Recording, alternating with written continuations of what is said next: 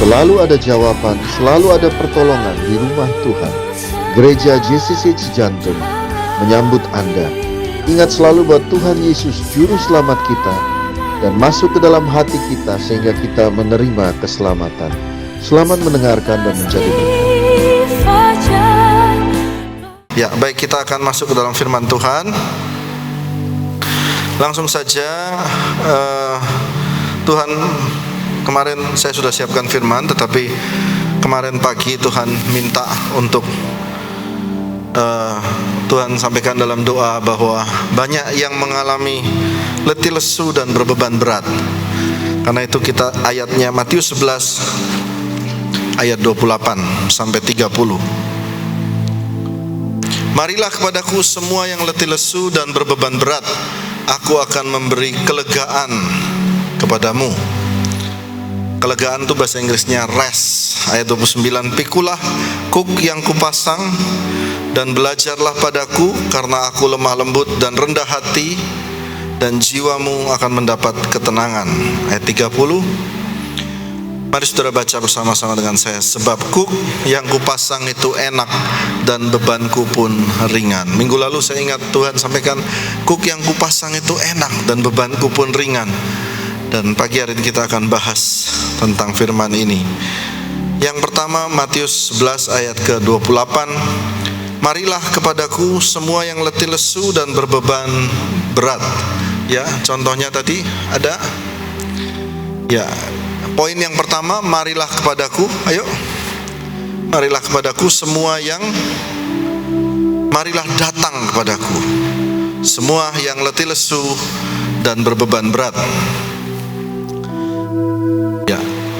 Ya, ini namanya Raul.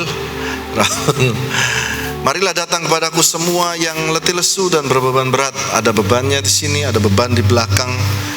Tapi Tuhan berkata datang kepada Tuhan. Dan 1 Petrus 5 ayat 7, boleh dibuka 1 Petrus 5 ayat 7. Mari saudara baca sama-sama 1, 2, 3. Serahkanlah segala kekhawatiranmu kepadanya, sebab ia memelihara kamu. Kata serahkan dalam bahasa Yunani artinya drop all your worries. Drop itu artinya gimana? Ya, taruh di tanah. Drop dulu, lalu datang kepada Tuhan. Ya. Itu lalu kembali lagi Matius 11 tadi ayat 28. Marilah semua datang kepadaku. Mari datang. Hari ini saudara datang jam 11, datang kepada Tuhan, dan aku akan memberikan kelegaan kepadamu. Berikan tepuk tangan buat Tuhan Yesus. Thank you Raul. Memberi kelegaan. Kata kelegaan itu rest. Apa sih yang, kenapa saudara nggak bisa rest? Saudara ngotot terus. Coba buka Matius 6 ayat 30 sampai 34. Kita baca gantian ya, supaya nggak capek ya saya ya. Jadi jika demikian Allah mendandani rumput di ladang yang hari ini dibuang, yang hari ini ada dan besok dibuang dalam api, tidakkah ia terlebih lagi mendandani kamu, hai orang yang kurang percaya? Ayat 31. Sebab itu janganlah khawatir dan berkata, apa yang akan kami makan, yang kami minum, apa yang akan kami pakai. Ayat 32, semua itu dicari bangsa-bangsa, akan tapi Bapamu di surga tahu kamu memerlukan semua itu. Ayat 33, saudara, tetapi carilah dahulu kerajaan Allah dan kebenarannya, maka semua itu akan ditambahkan padamu. Ayat 34, sebab itu jangan khawatir akan hari esok. Hari besok punya kesusahan sendiri. Kesusahan sehari cukuplah untuk sehari. Coba lihat Alkitab The Message. Ada Matius 6 ayat 30. Saya baca ya saudara. If God gives such attention to the appearance of the wild flowers, bunga yang liar saja Tuhan memberikan perhatian sebegitu rupa, most of which are never ever seen. Banyak di antara saudara yang nggak tahu jenisnya bunga-bunga liar itu. betul? Kita taunya kan mawar, mungkin bunga lili, bunga anggrek, tapi masih banyak bunga liar yang lain yang saudara tidak tahu. Tapi itu banyak sekali jenisnya dan Tuhan memberi atensi satu persatu. Lalu ayatnya, don't you think He'll attend to you. Dia datang kepadamu. Take pride in you. Bangga pada kita semua. Do His best for you. Dan dia melakukan yang terbaik buat kita. Katakan amin. Coba saudara katakan, yang terbaik buat saya disediakan Tuhan. 1, 2, 3. Yang terbaik buat saya disediakan Tuhan. Ayat 31. What I'm trying to do here is to get you to relax. Saya baru tahu ada ayat begini. Yesus berkata, aku ini mencoba memberitahu kepada kalian semua untuk relax. To not be so preoccupied with getting. Ini loh. Jangan terlalu ngotot untuk mendapat sesuatu, supaya so you can respond to God's giving, supaya engkau dapat memberi respon kepada ada yang Dia siapkan buat kita. Maksud Tuhan, saya mau menuju ke sana, saya ngotot untuk harus ke sana. Tapi seringkali kita ngotot, kita lupa Tuhan itu menyiapkan sesuatu yang Dia beri buat kita. Something He give. Ayat 32. People who don't know God and the way He work, fuss over these things. Kalau kalian tidak mengenal Tuhan, pasti seperti itu. But you know both God and how He works. Terus ayat 33. Steep your life in God reality, God initiative, God provision. Don't worry about missing out. Jangan takut hilang. You'll find all your everyday human concern will be met. Dan semua yang sisi manusia yang saudara butuhkan akan Tuhan penuhi. Lihat ayat 34. Give your entire attention to what God is doing right now. Coba saudara katakan, right now. Sekarang ini. Ya. And don't get worked up about what may or may not happen tomorrow. Dia bilang yang penting sekarang saat ini. Ada istri, ada anak saat ini. Ada usaha saat ini. Saudara sedang di gereja saat ini, dan jangan berpikir tentang apa yang akan terjadi atau tidak terjadi besok. Apakah COVID naik atau turun besok. Jangan terlalu pusing sama itu. Ayat selanjutnya, God will help you deal. Tuhan akan membantu engkau menghadapi. Lihat, with whatever hard things, apapun yang berat di depan, di saat waktu itu. Jadi Tuhan minta kita relax hari ini. Besok ada kesusahan berat, Dia akan berikan cara untuk menghadapinya. Hari ini, ya hari ini. Katakan amin. Kita kembali lagi Matius 11:28 tadi.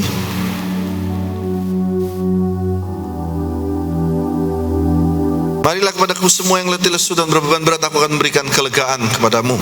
Poin yang kedua adalah rest. Ada poin kedua, atau kelegaan. Rest atau kelegaan. Nah, kata rest, kelegaan ini selalu berkaitan dengan kata sabat. Sabat itu kalau saudara pergi ke Israel, nanti tahun depan gereja buat ke Israel, itu di hari Sabtu semuanya berhenti kerja, hanya boleh beribadah dan sama keluarga. Berhenti semua berhenti. Nah, hari ini sama seperti saudara datang ke gereja, rest, berhenti semua. Nah, kata sabat itu, waktu kalau saudara baca kitab Kejadian, dikatakan Tuhan memberkati hari pertama, hari kedua, hari ketiga, 4, 5, 6, sampai ke hari 7, hari ke Sabat.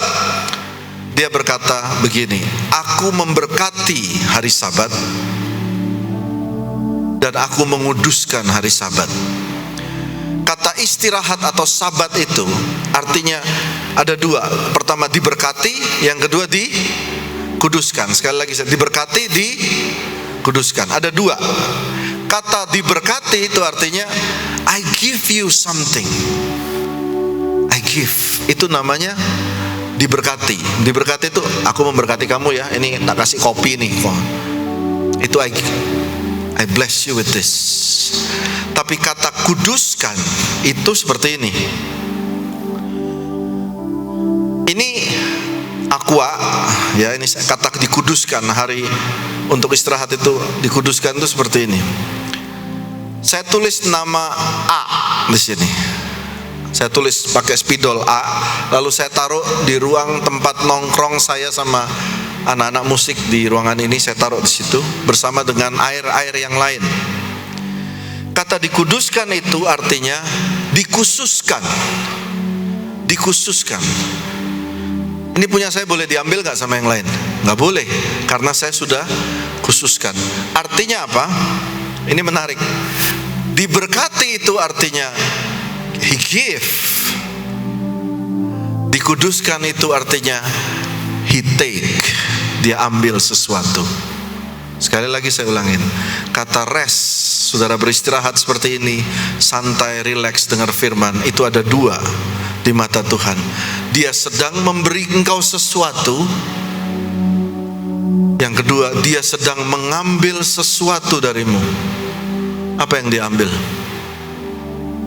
Beban dan kekhawatiranmu.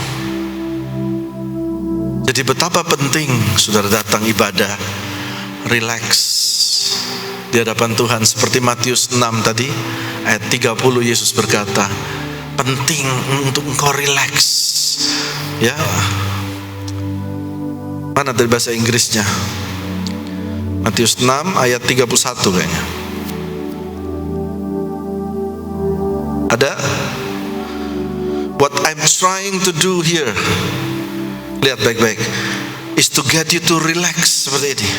Not to be so preoccupied with getting, so you can respond to God's giving. Berikan tepuk tangan buat Tuhan. Saya baru ngerti ya. Dan saudara tahu istirahat itu Tuhan beri. Kalau saudara bisa tidur, bisa tenang, itu adalah pemberian Tuhan. Betapa banyak orang harus minum obat supaya dikasih obat penenang dulu baru tidur. Betul ya? Saya punya karunia tidur yang luar biasa saudara. Ya, kalau Marcia tahu ya, ada saya ditaruh di mobil, duduk sebentar langsung bobo saudara. Itu Michael juga tahu. Dulu di retret saya yang pertama bobo. Jadi saya punya karunia untuk tidur.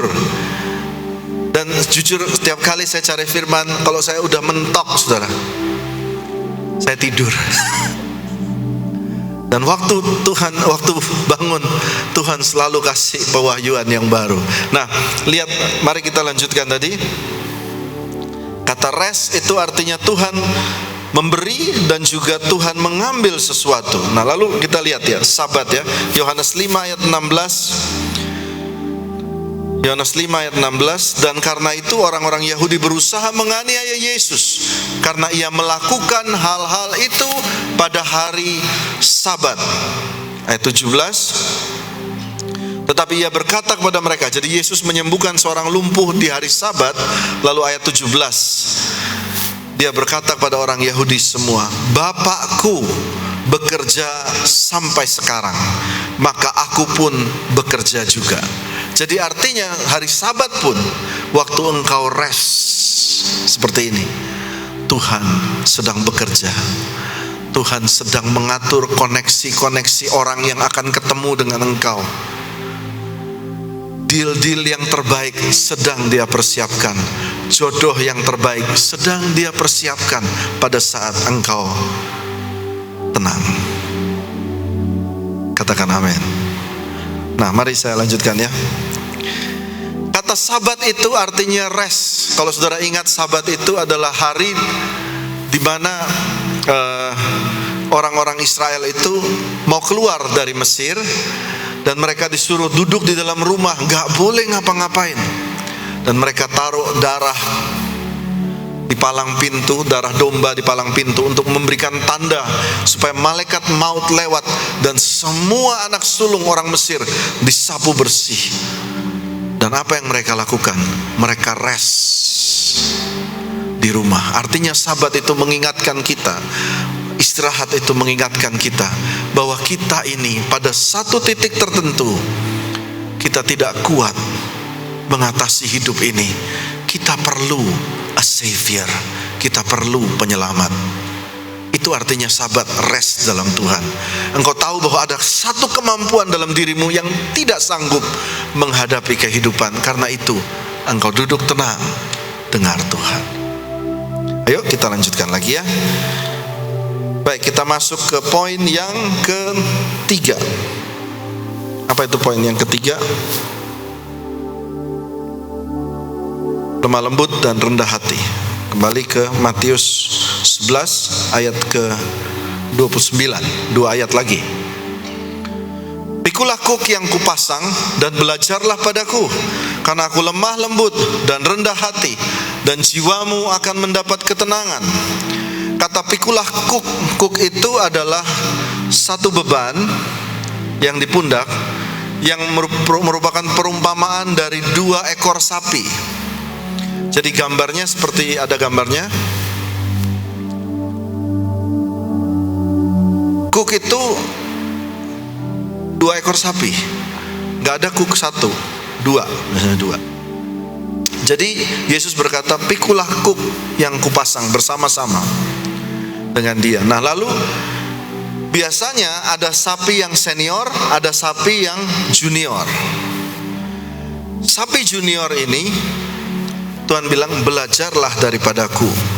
Yesus itu dia bilang, lihat aku ya, aku melewati semua aniaya, melewati salib, melewati maut, dan hari ketiga aku bangkit lagi.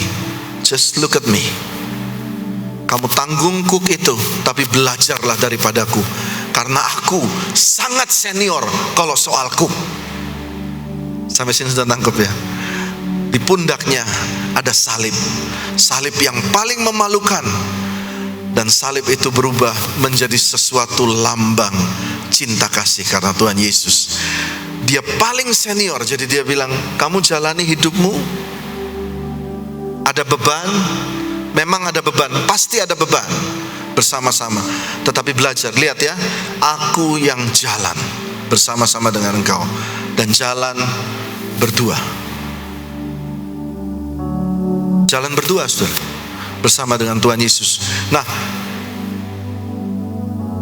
2 ekor sapi, 1 kuk. Kalau 1 ekor sapi, ini menurut penelitian, bisa menarik 100 kilo. Kalau 2 ekor sapi dengan 1 kuk, bisa menarik 300 kilo. Lebih besar, lebih kuat. Jadi saudara dengan Tuhan bisa melakukan perkara yang lebih besar daripada saudara sendirian. Nah lalu dia ajarkan kita untuk begini. Untuk pertama dia katakan, kembali ke Matius 11 ayat 29, belajarlah daripadaku karena aku lemah lembut dan rendah hati. Nah perhatikan kata lemah lembut, coba ada bahasa Yunaninya supaya kita belajar lebih dalam pada pagi hari ini. Apa itu kata lemah lembut dan rendah hati? Lemah lembut itu W.E. Fine, seorang ahli bahasa Yunani, mengatakan bahwa kelemah lembutan dalam Alkitab merupakan suatu sikap di hadapan Allah. Lihat nih baik-baik. Ketika kita menerima perlakuannya terhadap kita sebagai kebaikan, dan kita tidak menolak atau melawannya. Itu lemah lembut. Dipres, terima, tapi tidak patah. Itu namanya lemah lembut. Jadi waktu dipres, engkau terima. Jangan saudara ngotot, gak terima, rusak semua nanti. Terima dulu. Karena itu dia bilang, belajarlah daripadaku. Kalau bebanmu berat dalam keluarga, dalam kehidupan, anak-anak berat dan sebagainya, belajar daripadaku. Terima dulu itu semua. Terima, kalau susah ya terima. Ngutang terima, oh ya betul Pak, saya ngutang. Salah, saya salah. Terima dulu. Itu namanya lemah lembut. Karena kalau engkau sudah sejalan dan terima dia, masa kemuliaan tidak dia berikan. Ya, lalu selanjutnya kata rendah hati. Rendah hati itu seperti diumpamakan, kembali ke Matius 11 ayat 29. Rendah hati itu diumpamakan seperti Tuhan Yesus sebagai seorang raja. Dia naik seekor keledai masuk ke Yerusalem, menunjukkan bahwa dia rendah hati di hadapan Tuhan. Dia rendah hati. Jadi dalam hidup, waktu engkau ada beban kuk di pundak saudara bersama Tuhan, lemah lembut, terima yang Tuhan berikan. Saya ingat tahun 97, waktu itu umur saya masih berapa ya, umur 20 tahun, 19 tahun, 20 tahun, papa saya meninggal. Dan saya punya status yatim, dan saya punya status saya harus cari uang sendiri untuk kuliah. Saya mau teriak ke siapa, saudara? Pas saya lihat saudara saya yang lain, hei, kamu punya orang tua kaya, Tuhan gak adil. Kamu punya hebat, kamu gak adil, Tuhan gak adil. Gak bisa. Dalam kekristenan Tuhan bilang, pikulakuk. Kalau memang itu Tuhan mau suruh engkau lewati, lewati dengan Tuhan. Katakan amin. Berikan tepuk tangan buat Tuhan Yesus. Lewati dengan Tuhan. Buat apa engkau lemah lembut dan rendah hati? Supaya jiwamu mendapat ketenangan. Mari kita lihat selanjutnya, 1 Petrus 4 ayat 7.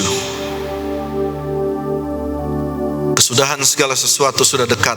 Karena itu kuasai dirimu, saudara baca, dan jadilah tenang. Supaya apa? Saudara baca, supaya kamu dapat berdoa.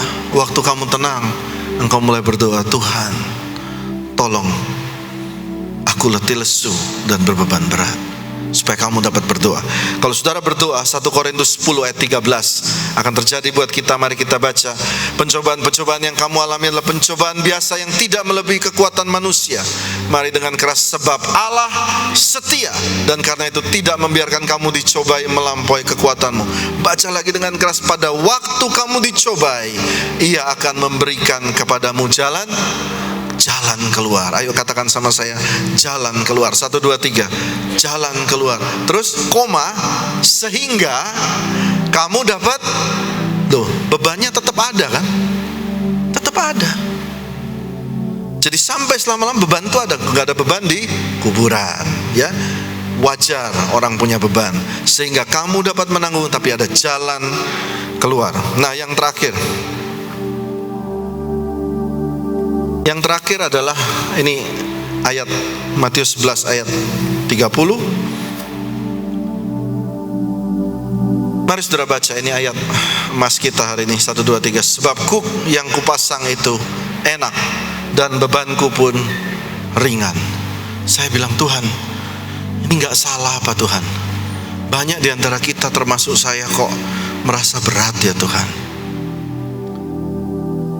Lalu Tuhan bilang, coba jelaskan ayat ini. Saya pelan-pelan cari. Coba poin yang keempat. Sesuaikan kuknya. Adjust the yoke. Adjust the yoke itu gini. Aku kasih contoh aja deh langsung. Tadi pagi juga kasih contoh. Ini istriku sih. Adjust the yoke.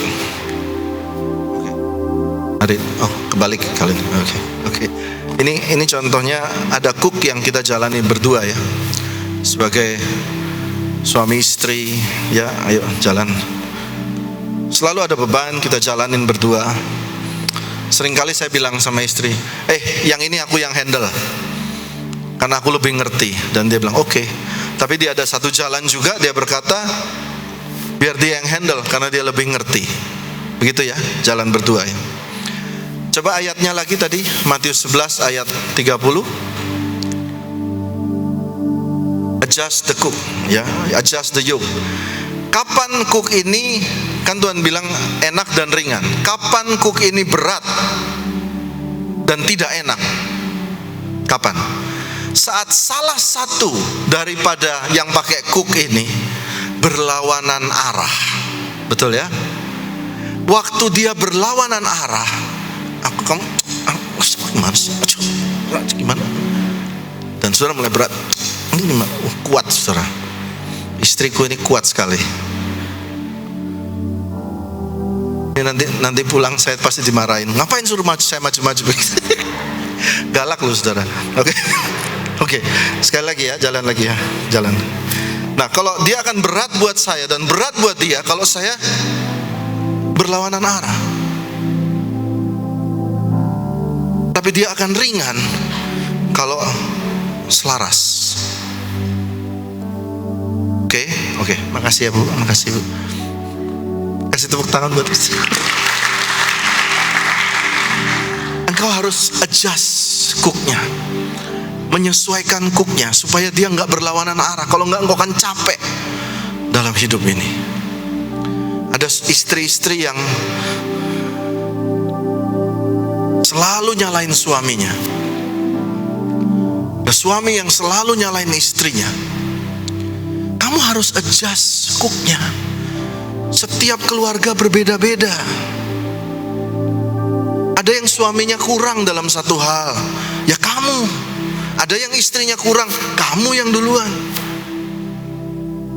Kamu tidak bisa untuk menyamakan keluarga dengan keluarga yang lain.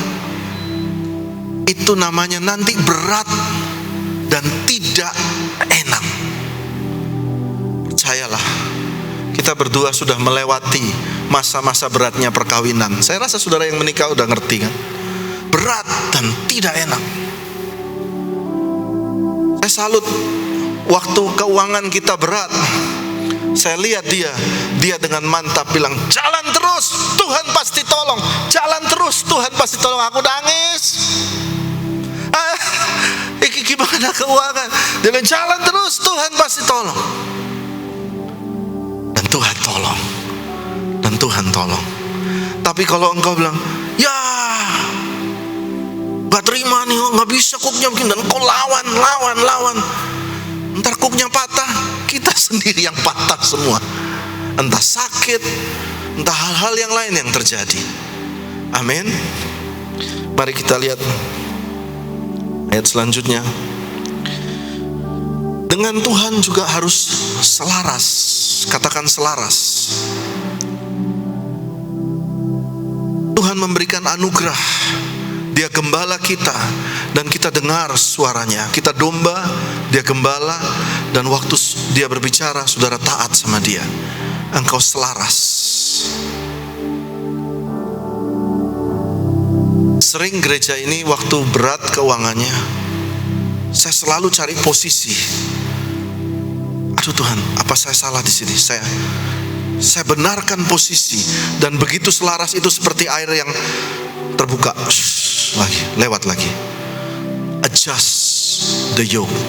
Lihat Yesaya 48 ayat 18, dua ayat terakhir Yesaya 48 ayat 18. Mari saudara baca dengan kuat supaya saudara terima berkat ini. 1, 2, 3. Sekiranya engkau memperhatikan perintah-perintahku, maka damai sejahteramu akan seperti sungai yang tidak pernah kering. Apa?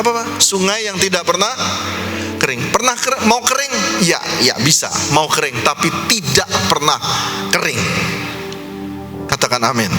Dan kebahagiaanmu akan terus berlimpah seperti gelombang-gelombang laut yang tidak pernah berhenti. Saya tanya, gelombang laut itu dia datang, ya kan? Terus kadang-kadang kan tenang lama, tapi dia tidak pernah berhenti. Nanti ada lagi, gitu lagi, dan seterusnya. Itu selaras jalan sama Tuhan. Lalu ayat yang terakhir, Roma 15 ayat 13. Semoga Allah sumber pengharapan. Ayo kita bangkit berdiri saudara. Hari ini kita 50 menit ibadah. Mari kita baca dengan kuat. Semoga Allah sumber pengharapan memenuhi kamu dengan segala sukacita dan damai sejahtera dalam iman kamu, supaya oleh kekuatan Roh Kudus kamu berlimpah-limpah dalam pengharapan. Ada sukacita buat saudara, damai sejahtera waktu engkau kerja, harapan, kekuatan buat saudara. Sebelum kita angkat pujian, saya mau tanya, saudara boleh tutup mata saudara. Siapa yang datang tempat ini berkata, Pak, bebanku wis berat banget, aku gak kuat? Boleh angkat tangan.